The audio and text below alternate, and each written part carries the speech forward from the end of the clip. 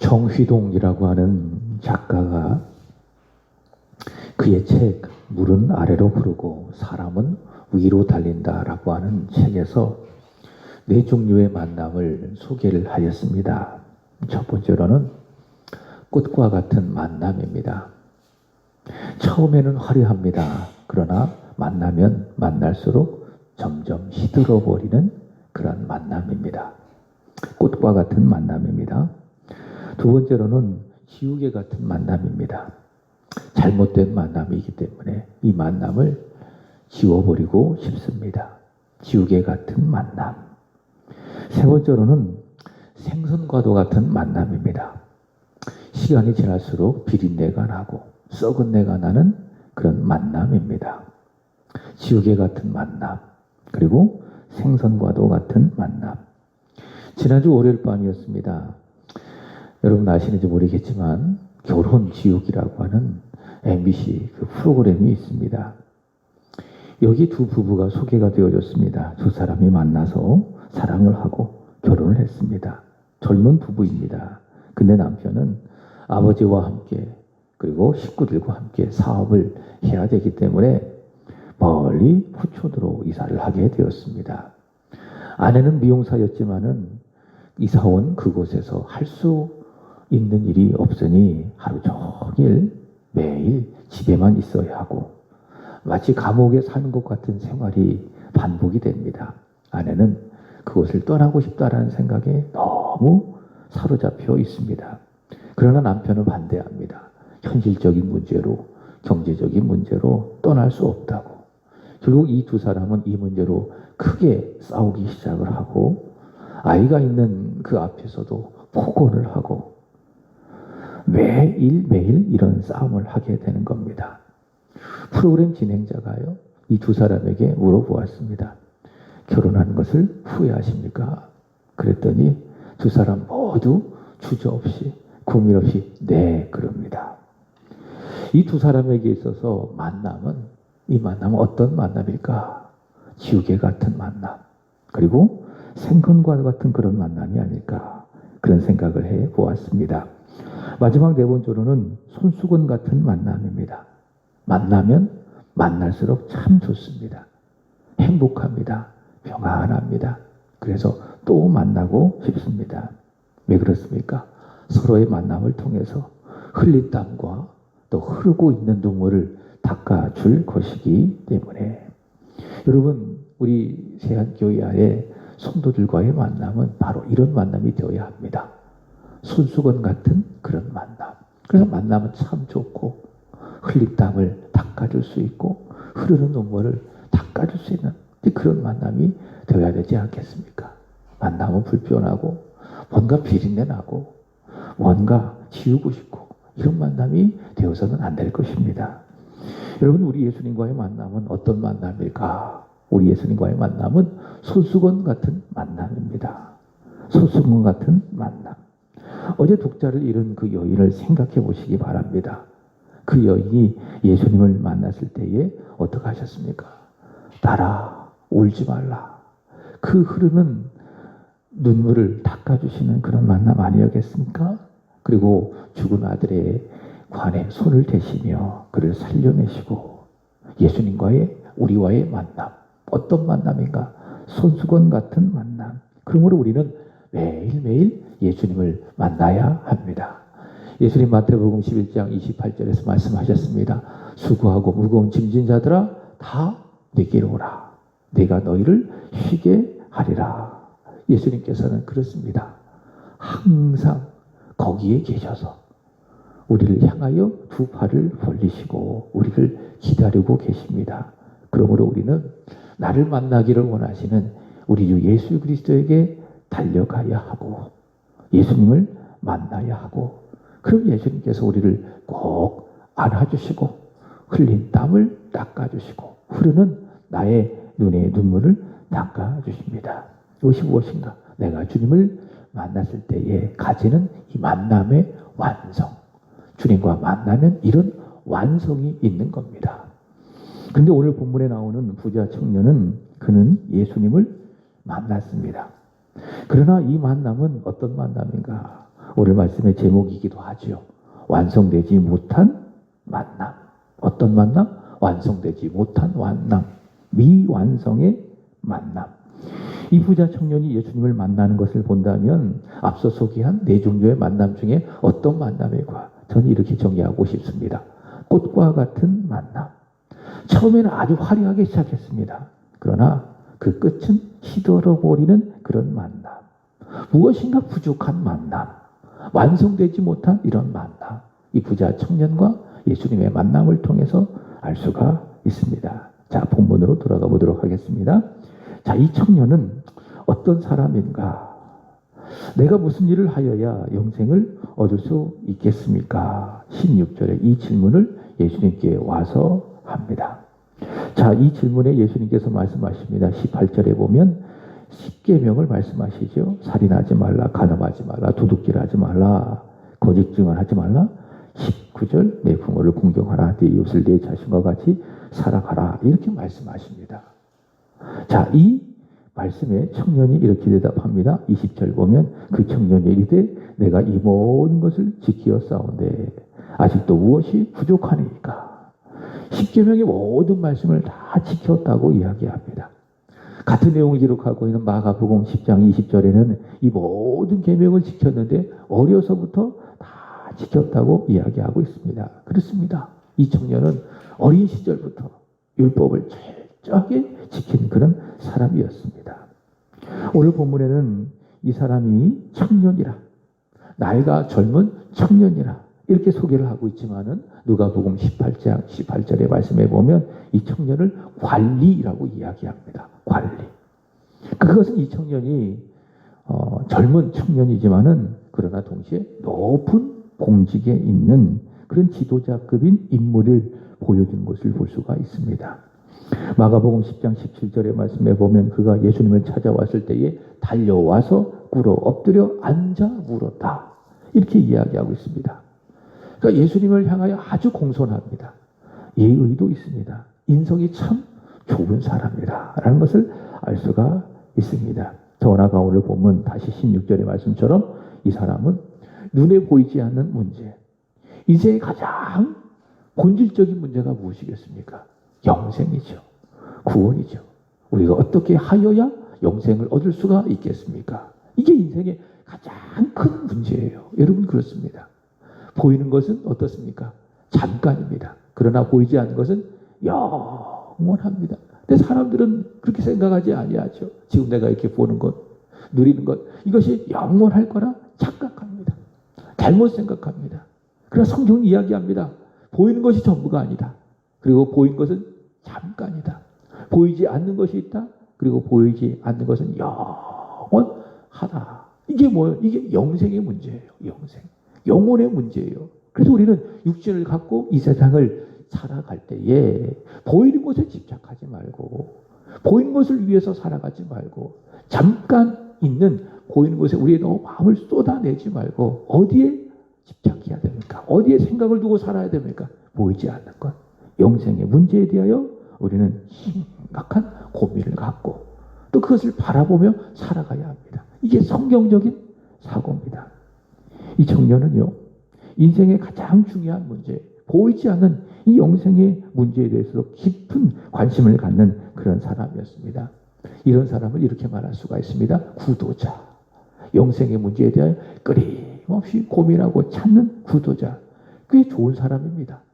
꽤 괜찮은 사람입니다. 자, 이런 것을 본다면은 이 청년은 어려서부터 하나님의 말씀 10계명을 잘 지켰고 그 다음에 영생의 문제에 대하여 늘 찾는 구도자고 사회적으로도 존경받는 그런 관리이고 인성도 참 좋은 사람, 어디 하나 부족할 것이 없는 그런 사람, 신분적으로 사회적으로 종교적으로 부족할 것이 없어 보이는 그런 사람. 자, 그가 찾아오는 겁니다. 그리고 예수님을 만납니다. 달려왔습니다. 꿇었습니다. 앉았습니다. 그리고 물었습니다. 다시 16절 보시면은 선생님, 내가 무슨 선한 일을 하여야 영생을 얻을 수가 있겠습니까? 다시 20절의 말씀에 보면은 그 청년이 이렇게 이야기합니다. 이 모든 것을 내가 지켜 싸운데 아직도 무엇이 부족하리까? 어떻습니까? 이 청년의 간절함이 느껴지죠. 그죠? 내가 어떻게 하여야 영생을 얻을 수가 있겠습니까? 영생을 얻기 위해서 내가 어려서부터 십계명을 잘 지켰는데 영생을 얻지 못한 그런 내 마음에 공허함이 있습니다. 내가 어떻게 하여야 예수님 영생을 얻을 수가 있겠습니까? 어떤 마음이 느껴집니까? 간절함이 느껴집니다. 세상의 모든 것들을 다 소유하고 있어도 재물도 소유하고 사회적인 신분도 소유하고 명예도 소유하고 좋은 인성도 소유하고 십계명을 다 지키고 있어도 부족함이 없어 보여도 그러나 채워지지 않는 갈급함이 이 청년의 마음속에 있습니다. 부족함이 있습니다. 그래서 내가 예수님을 만나면 이 갈급함과 부족함이 해결되겠다 싶어서 어떡하죠? 예수님을 보자마자 달려가는 거예요. 그리고 꿇어 앉아 엎드려 묻는 거예요. 선생님, 내가 무슨 일을 해야, 선한 일을 해야 영생을 얻을 수가 있겠습니까? 여러분, 그렇습니다. 이 청년처럼 부러울 것 없이 완벽하게 인생이 살아간다 할지라도 만남이 없다면, 예수님과의 만남이 없다면 인간은 어떤 존재인가? 부족함을, 갈급함을 느낄 수밖에 없는 그런 존재. 그게 사람입니다. 하나님 그렇게 만들어 주셨다니까요. 하나님이 아니면은 부족함, 갈급함을 느낄 수밖에 없는 존재로 하나님께서 만들어 주셨어요. 그게 하나님께서 사람을 만드신 하나님의 형상의 의미예요. 근데 세상 사람들은, 죄인들은 이것을 알지 못하기 때문에, 이것을 또한 부정하기 때문에, 세상 사람들은 그러나 그 갈급함을 느끼기 때문에 그 갈급함과 부족함을 해결하기 위해서 대안이 뭡니까? 취미를 갖죠. 고상한 취미를 갖고, 그래서 막 좋은 사진기 사다가 이렇게 날씨 좋은 날 사진 찍으러 가고, 어떤 사람은 고가의 낚시 장비를 구매를 해가지고 바다로 가고 강으로 가고 고상한 취미를 갖기도 하고, 어떤 사람은 여행을 가기도 하고, 어떤 사람은 많은 인맥을 형성해서 그래서 그런 사람들을 매일 자주 만나기도 하고, 어떤 사람은 술에 취하기도 하고, 어떤 사람은 법을 어기고 마약에 손을 대기도 하고. 그게 다 왜 그렇게 하는 거예요? 인간이 느끼는 그 공허함, 그 부족함을 채우기 위해서 다 그렇게 하는 거예요. 그러나 우리는 압니다. 그런 것들을 통해서 우리 영혼에 참된 만족이 없다는 것을 우리는 압니까? 모릅니까? 압니다. 오히려 그런 것에 손을 대기만 하면, 그런 것에 빠지기만 하면은 일시적으로는 좀 만족함을 느껴도 다 그러면 어때요? 뭔가 채워지지 않는 2%, 공허함, 부족함을 느낄 수밖에 없습니다. 앞서 우리가 불렀던 찬송가 있잖아요. 2절 533점 2절. 세상의 모든 것 다 소유한다고 해도, 세상의 모든 것 다 내가 소유한다고 한다 할지라도 내게 참된 만족이 없다. 그러나 오직 예수님 내게 생명을 주사 참된 만족을 주신다. 여러분, 그렇습니다. 예수님을 만나지 않으면, 예수님이 아니면 길이시고 진리이시고 생명이신 예수님, 주일 오후에 말씀드렸던 것처럼 우리의 보배로 오신 그 예수님을 우리가 만나지 않는다면 그 누구도, 그 어느에게서도 어떻습니까? 참된 만족이라는 것이 없다라는 것이죠. 그러나 다행히 이 청년은 그런 부족함과 그런 만족이 없는 그런 가운데서 예수님을 만나게 되었어요. 참된 만족을 얻을 수 있는 그런 기회를 갖게 된 거예요. 자, 예수님 이 청년에게 말씀하셨습니다. 그리고 그가 영생을 얻을 수 있는 길, 다시 말해 부족함을 극복하고 참된 만족을 얻을 수 있는 길을 말씀하셨습니다. 오늘 본문 21절 보겠습니다. 시작. 예수께서 이르시되 네가 온전하고자 할진대 가서 네 소유를 팔아 가난한 자들에게 주라. 그리하면 하늘에서 보화가 네게 있으리라. 그리고 와서 나를 따르라. 자, 보세요. 예수님께서 온전하고자 할진대. 세상적인 기준에 보면 이 청년은 어떤 사람입니까? 온전한 사람이에요. 그죠? 젊죠. 잘생겼죠. 인성도 좋죠. 사회적으로도 덕망이 있지요. 그죠? 부족한 것이 없는 사람, 온전한 사람. 그러나 주님 보실 때 어떻습니까? 온전하지 못한 겁니다. 온전하지 못한 겁니다. 그죠? 그래서 예수님께서 이 청년에게 온전할 수 있는 길을 말씀해 주셨습니다. 그의 부족함과 갈급함이 해결이 되어지고 진짜 영생을 얻을 수 있는, 어려서부터 고민했던 그 영생을 얻을 수 있는 길을 예수님께서 말씀하셨습니다. 그것이 무엇인가? 그가 예수님보다 더 소중하게 여기는 것이 있어요. 그게 뭐죠? 그게 우상이라고 이야기해요. 여러분, 우상이라고 하는 것은요, 눈에 보이는 형상만 우상이라고 이야기하지 않습니다. 성경에 보면 우상을 뭐라고 이야기합니까? 주님보다 더 사랑하는 것. 주님과 나 사이에 방해되어지는 존재, 어떤 것들, 가치들, 이런 것 다 뭐라고 이야기합니까? 이것을 우상이라고 이야기하는 거예요. 우상. 이 우상을 네가 버릴 때 다 버려라. 너를 위해서 단 하나라도 남겨두지 말고 다 버려라. 다 버리고 그리고 예수를 믿고 예수님을 따라라. 그러면 어떻게 되는가? 너의 부족함이 채워질 것이다. 너는 영생을 얻게 될 것이다. 주님이 그렇게 말씀해 주셨습니다. 자, 그렇다면 이 청년이 영생을 얻기 위해서 반드시 버려야 될 우상은 무엇인가? 그 부족한 것을 다 채울 수 있는 그런 길은 무엇인가? 그가 철저하게 깨뜨려야 될 우상은 무엇인가? 다시 21절의 말씀을 보시기 바랍니다. 21절. 예수께서 이르시되 내가 온전하가 할진대 가서 네 소유를 팔아. 무엇이 가장 큰 문제였어요? 소유가 문제였어요. 소유. 22절의 말씀에 보면 그가 가진 재물, 많은 재물, 이게 무엇이었습니까? 이게 문제였다. 자, 따라서 합니다. 돈이 문제다. 여러분 동의하십니까? 맞아요. 부부 사이에도 그러고 부모와 자식 사이에도 그러고 우리가 인간을 살아가면서 사람과 사람 사이 문제고 그러고 결국 무엇이 문제예요? 돈이 문제예요. 그렇지 않습니까? 우리가 하나님과의 관계 속에서는 마찬가지. 결국 무엇이 문제예요? 돈이 문제. 그것이 다 돈이 문제예요. 돈. 그 돈을 내려놓으라 그 말입니다. 네가 우상으로 삼고 있는 너의 영생을 얻을 수 있는 그 길을 철저하게 가로막고 있는 그 돈, 그것이 문제다. 그것을 다 내려와라. 그 재물을 다 팔아서 가난한 사람들에게 주고 그리고 나를 따르라. 그럼 네가 영생을 얻게 될 것이다. 너는 부족함이 없게 될 것이다. 주님 그 말씀을 하셨습니다. 여러분, 예수님께서 말씀하신 것이 정확한 진단이에요. 이게 문제였어요. 그럼 어떻게 해야 됩니까? 철저하게 깨닫고 힘들겠지만은 그러나 순종하는 겁니다. 주님 맞습니다. 제가 재물에 집착했습니다. 제가 영생에 대하여 관심이 있으면서도 이 영생을 얻기 가로막는 이 재물에 대하여 제가 집착하고 살았습니다. 이렇게 주님 앞에 고백하고 주님 말씀하신 것처럼 그 많은 재물들을 다 가난한 사람들에게 주고 그리고 와서 주님을 따랐더라면 예수님을 믿고 예수님을 영접했더라면 그는 영생을 얻었을 것이고 그리고 이 만남은 어떤 만남? 미완성의 만남이 아니라 완성된 만남이 되었을 거예요. 그러나 오늘 성경에 보면 이 만남이 완성되지 못한 만남이다. 처음에는 아주 화려하기 시작했어요.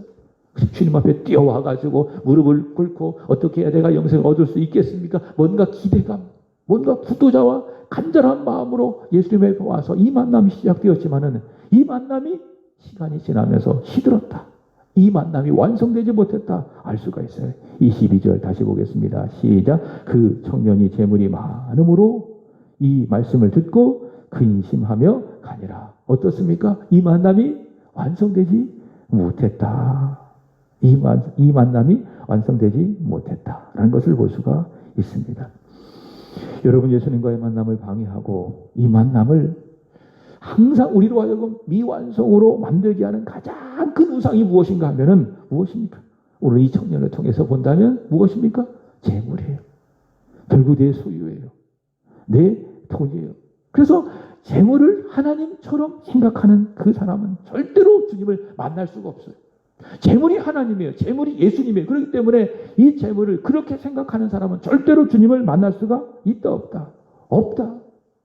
재물을 하나님처럼 믿고 섬기는 사람, 특별히 이 자본주의 사회에서는 더 그렇죠. 돈이 없으면 사실 할 수 있는 것이 거의 없어요. 이 눈에 보이는 건 다 돈입니다. 불도 돈이죠. 다 돈입니다. 돈이 없으면 할 수가 없어요. 그래서 돈이 신이 되었어요. 이 사회가. 그렇죠? 근데 재물을 신으로 생각하는 사람, 재물을 자신의 모두로 생각하는 사람은 절대로 주님을 만날 수 없다.